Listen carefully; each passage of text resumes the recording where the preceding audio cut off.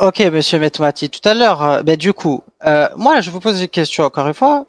Euh, En fait, pour vous, c'est quoi la notion de takfir, en fait? Et la question, si c'est, voilà, un sujet, on va dire très délicat, nous, en fait, tout à l'heure, vous avez parlé de laïcité, de la France. Vous avez dit qu'on n'arrive pas à définir l'islam, les autorités sont dépassées, ok? Nous, la question, c'est qu'est-ce qu'on fait, comment on agit? Il y a des non-musulmans, ils en ont marre de l'islam. Ils en ont marre. Vous savez ce que ça veut dire, ils en ont marre? Ils en peuvent plus. Et là, la question, c'est que la situation n'est pas apaisée.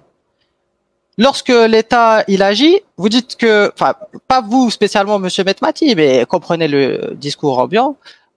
À ce sujet, moi, je vous ai pas trop entendu sur la laïcité, donc je connais pas votre position. Est-ce que pour vous, la France est islamophobe, blablabla, blablabla.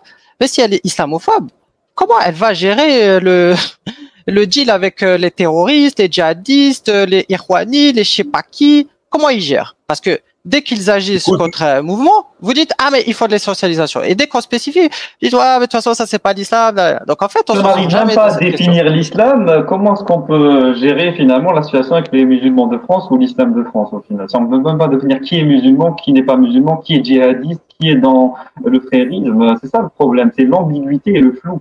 D'un point de vue, en tout cas, du gouvernement français, ils sont en plein flou par rapport à ça. Justement parce que les musulmans eux-mêmes ne savent pas où ils en sont. Voilà, c'est ça le problème.